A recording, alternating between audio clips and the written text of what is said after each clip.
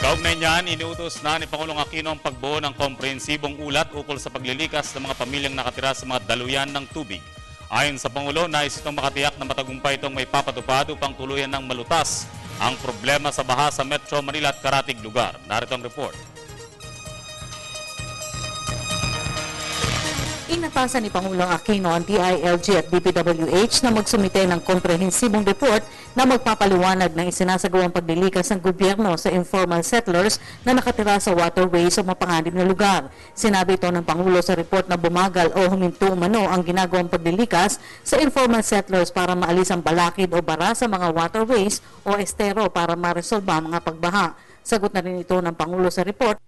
Usap ang ilang local leaders na huwag munang ilikas dahil sa eleksyon. Hindi ako na-inform nung portion na yan. I will ask Secretary Singson and the DILG also for a more thorough report on this. No? I read it actually, to be honest with you, I read it in the papers today. Pero babala ng Pangulo sa local officials na may pananagutan sila sa batas kung patuloy na pahihintulutan ng informal settlers na tumira sa mapanganib na lugar. Nakapaloob kasi sa Republic Act 7279 o Urban Development Housing Act of 1992 na tungkulin ng local government units na tukuyin ang mga qualified beneficiaries na mabigyan ng maayos na tirahan laban na rin sa tinatawag na squatting syndicates. So, dumami pa yung numero ng informal settlers mula noong 1994. No, hanggang sa kasalukuyan.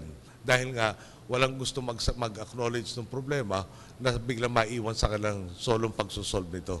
So, kung ngayon, in-reiterate natin sa kanilang obligasyon ng lahat na pag dumami ang informal settlers sa inyong mga lugar, na up to the barangay captain's level, kayo, may kaso kayo under UDA.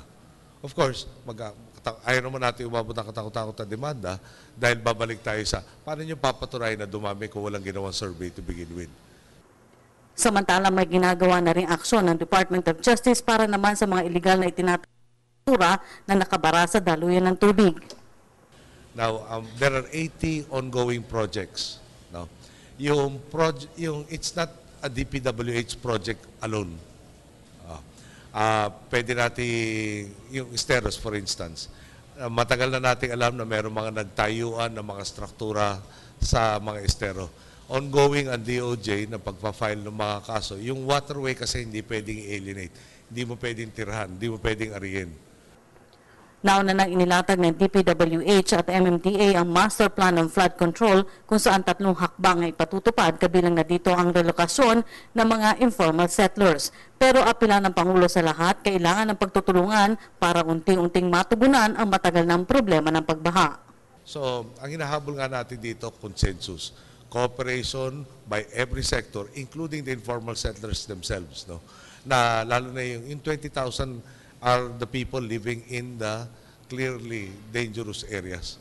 So, process, kinausap, pinakiusapan, pinakita ng buong kabuuan ng plano, nag-build ng trust, at ang pag-aitindi ko karamihan, kung hindi lahat, dito sa unang 20 mil na mga pamilya ay pumayag na doon sa kanilang relocation.